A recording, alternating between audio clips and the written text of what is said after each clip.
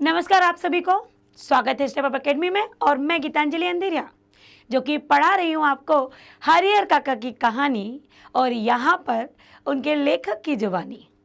हरिहर काका को महंत के द्वारा किडनैप कर लिया गया है। आधी रात में महंत अपने कुछ लोगों के साथ आए और इतने में घर के लोग आवाज़ उठाते, किसी को बुलाते, तब तक तो हरिहर काका किडनैप हो चुके थे। अब हमको देखना है अगले पार्ट मतलब पार्ट 4 में 4 में कि क्या होने वाला है अब हरिहर काका के साथ।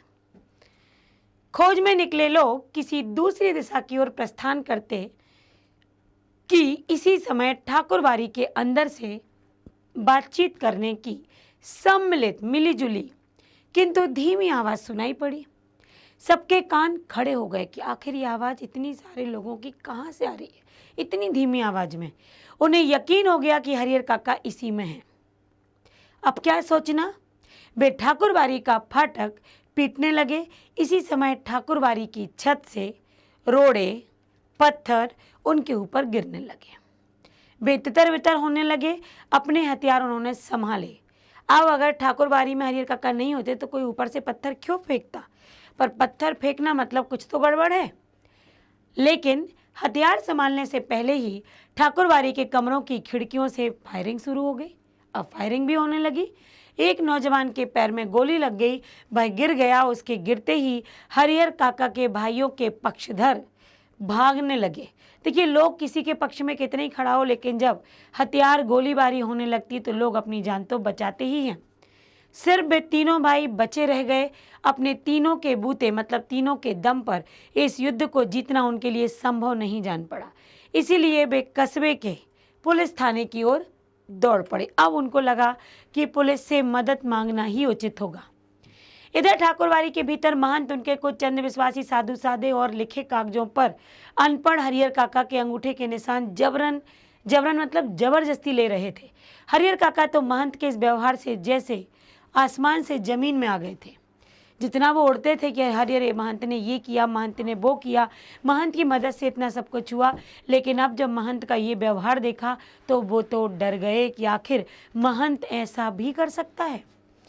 फिर क्या था, उन्होंने सपने में भी नहीं सोचा कि महंत जी इस रूप में भी आएंगे। जिस महंत को वे आदरणीय और श्रद्धेय समझते थे, वह महंत अब उन्हें घृणित, दुराचारी और पापी नजर आने लगा। अब उसकी असलियत मतलब महंत की असलियत अब सामने आ गई। अब वह उस महंत की सूरत भी नहीं देखना चाहते थे। अब अपने भाइयों का परिवार महंत की तुलना में कहीं अच्छा, पवित्र और नेक था। हरिहर काका ठाकुरबाड़ी से अपने घर पहुंचने के लिए बेचैन थे, लेकिन लोग उन्हें पकड़े हुए थे। महंत जी ने उन्हें समझा रहे थे, तुम्हारे भले के लिए यह सब किया गया हरिहर। अभी तुम्हें लगेगा कि हम लोगों ने तुम्हारे साथ जोर जबरदस्ती की है, लेकिन बाद में तुम्हें समझ जाओगे, तुम्हें समझ में आ जाएगा कि जिस धर्म संकट में तुम पड़ रहे थे उससे उबारने का, उससे निकालने का अगर एक कोई रास्ता था तो बस यही था कि तुमसे जबरदस्ती काम करवाया जाए। एक और ठाकुरबाड़ी के भीतर जबरन अंगूठे के निशान लेने और पकड़कर समझाने का कार्य चल रहा था। दूसरी ओर हरिहर काका के तीनों भाई सुबह होने से पहले पुलिस की जीप के साथ ठाकुरबाड़ी जा पहुंचे। जीप से तीनों भाई, एक दरोगा और पुलिस के 8 जवान उतरे। पुलिस इंचार्ज ने ठाकुरबाड़ी के फाटक पर आवाज़ लगाई, दस्तक दी, लेकिन अंदर से कोई जवाब नहीं आया। अब पुलिस के जवानों ने ठाकुरबाड़ी के चारों तरफ से घेरा डालना शुरू कर दिया। ठाकुरबाड़ी छोटी रहती तो पुलिस के जवान आसानी से उसे घेर लेते, लेकिन विशाल काय ठाकुरबाड़ी को पुलिस के सीमित जवान घेर सकने में असमर्थ हो गए। बड़ी थी ठाकुरबाड़ी, फिर भी जितना संभव हो सका उस रूप में उन्होंने घेरा डाला और अपना अपना मोर्चा सुबह तक संभालने लगे, सुबह की प्रतीक्षा करने लगे। हरिहर काका के भाइयों ने सोचा कि जब वे पुलिस के साथ ठाकुरबाड़ी पहुंचेंगे तो ठाकुरबाड़ी के भीतर से हमले होंगे, साधु संत रंगे हाथों पकड़ लिए जाएंगे, पर ऐसा कुछ भी नहीं हुआ। ठाकुरबाड़ी के अंदर से एक रोड़ा भी बाहर नहीं आया। शायद पुलिस को आते हुए उन्होंने देख लिया था, इसलिए किसी भी प्रकार के हथियारों का ठाकुरबाड़ी के अंदर के लोगों ने प्रयोग नहीं किया। सुबह होने में भी कुछ देर थी, इसलिए पुलिस इंचार्ज रह रहकर ठाकुरबाड़ी की फाटक खोलने और साधु संतों को आत्मसमर्पण करने के लिए आवाज़ लगा रहे थे। साथ ही पुलिस वर्ग की ओर से हवाई फायरिंग भी होने लगी, लेकिन ठाकुरबाड़ी की ओर से कोई जवाब नहीं आया। सुबह तड़के बहुत जल्दी एक वृद्ध साधु ने ठाकुरबाड़ी का फाटक खोल दिया। उस साधु की उम्र 80 वर्ष से अधिक रही होगी। वह लाठी के सहारे कांपते हुए खड़ा था। पुलिस इंचार्ज ने उस वृद्ध साधु के पास पहुंचकर हरिहर काका तथा ठाकुरबाड़ी के महंत, पुजारी, अन्य साधुओं के बारे में पूछा, लेकिन उसने कुछ भी बताने से इनकार कर दिया। पुलिस इंचार्ज ने कई बार उससे पूछा, डांट लगाई, धमकियां दी, लेकिन हर बार वह एक ही वाक्य कहता, मुझे कुछ नहीं मालूम। ऐसे वक्त पुलिस के लोग मार पीट का सहारा लेकर भी बात उगलवा लेते हैं, लेकिन उस साधु की बैल देखकर, मतलब उम्र देखकर कि इतने वृद्ध को क्या मारा पीटा जाए, पुलिस की इंचार्ज को महटिया जाना पड़ा। मतलब कुछ भी नहीं उन्होंने किया।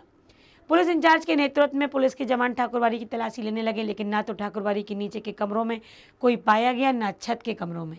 पुलिस के जवानों ने खूब छानबीन की। उस वृद्ध साधु के अलावा कोई दूसरा व्यक्ति ठाकुरबाड़ी में नजर नहीं आया। हरिहर काका के भाई चिंता, परेशानी और दुखद आश्चर्य से घिर गए। ठाकुरबाड़ी के महंत, साधु, संत आखिर हरिहर काका को लेकर कहाँ भाग गए? अब क्या होगा? काफ़ी पैसे खर्च कर पुलिस को लाए थे।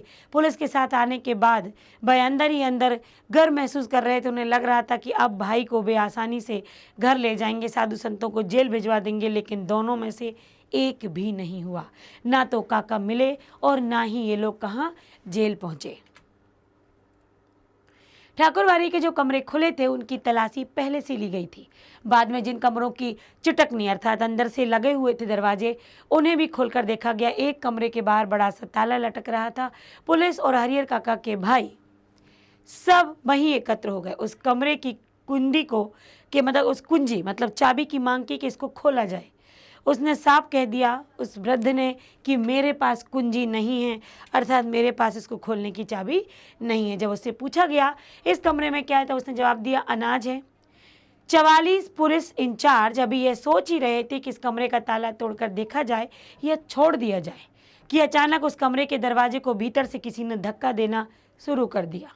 पुलिस के जवान सावधान हो गए कि आखिर इसके अंदर कौन है। ताला तोड़कर कमरे का दरवाजा खोला गया। कमरे के भीतर हरिहर काका जिस स्थिति में मिले, उसे देखकर उनके भाइयों का खून खौल उठा। उस वक्त अगर महंत, पुजारी या अन्य नौजवान साधु उन्हें नजर आ जाते तो वे जीते जी उन्हें नहीं छोड़ते। फिर देखते हैं कि हरिहर काका के हाथ और पांव तो बांध ही दिए गए। किस कंडीशन में मिले वो? उनके मुंह में कपड़ा धंसकर बांध दिया गया। हरिहर काका जमीन पर लुढ़कते हुए दरवाजे तक आए, क्योंकि हाथ पैर बंधे हुए थे, और पैर से दरवाजे पर धक्का लगाया गया। काका को बंधन मुक्त किया गया। मुंह से कपड़े निकाले गए। हरिहर काका ने ठाकुरबाड़ी के महंत, पुजारी और साधुओं की काली करतूतों का पर्दाफाश कर दिया। साधु बक्के और बोले कि वह साधु नहीं, डाकू, हत्यारे, कसाई हैं। उन्हें इस रूप में कमरे में बंद कर गुप्त दरवाजे से भाग गए कि उन्होंने कई सादे और लिखे हुए कागजों पर जबरन उनके अंगूठे के निशान भी लिए हैं। इतना सब कुछ वो पुलिस को बताने लगे। हरिहर काका ने देर तक अपने बयान दर्ज कराए। उनके शब्द से साधुओं के प्रति नफरत और घृणा व्यक्त हो रही थी। जीवन में कभी किसी के खिलाफ उन्होंने इतना नहीं कहा होगा जितना ठाकुरबाड़ी के महंत, पुजारी और साधुओं के बारे में आज उन्होंने कड़वी बातों को बोला है। क्यों? क्योंकि उन्होंने भुगता है। अब हरिहर काका पुनः अपने भाइयों के परिवार के साथ रहने लगे। इस बार उन्हें दालान पर नहीं, घर के अंदर रखा गया। किसी बहुमूल्य वस्तु की तरह संजोकर छिपाकर उनकी सुरक्षा के लिए रिश्ते नाते में जितने सूरमा थे सबको बुला लिया गया। हथियार जुटा लिए गए। 24 घंटे पहरे दिए जाने लगे। अगर किसी आवश्यक कार्यवश काका घर से गांव में निकलते तो 4-5 की संख्या में हथियारों लैस लोग उनके आगे पीछे चलते रहते। रात में चारों तरफ से घेर कर सोते। भाइयों ने ड्यूटी बांट ली थी। आधे लोग सोते तो आधे लोग जागकर पहरा देने लगे, क्योंकि लोग क्या थे, डर चुके थे। इधर ठाकुरबाड़ी का दृश्य बदल गया था। एक से एक खूंखार लोग ठाकुरबाड़ी में आ गए थे। उन्हें देखकर डर लगता था। गांव के बच्चों ने तो ठाकुरबाड़ी की ओर जाना बंद कर दिया था।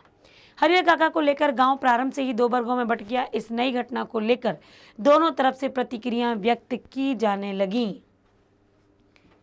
और यहाँ पर क्या प्रतिक्रियाएं व्यक्त की जाने लगी, मैंने कहा ना, ये बिल्कुल थैंक यू सही समय पर आता है कि कौन सी प्रतिक्रियाएं व्यक्त हो रही थी। 2 वर्ग बट गए थे, वो दोनों वर्ग आखिर क्या क्या बातें कर रहे थे, ये देखते हैं हम अगले वीडियो में और पार्ट के अगले पार्ट में। तो बने रहिएगा हमारे साथ पार्ट की पूरी कहानी जानने के लिए। तो मिलते हैं अगले वीडियो में अगले पार्ट के साथ। आज के लिए बस इतना ही। Thank you so much.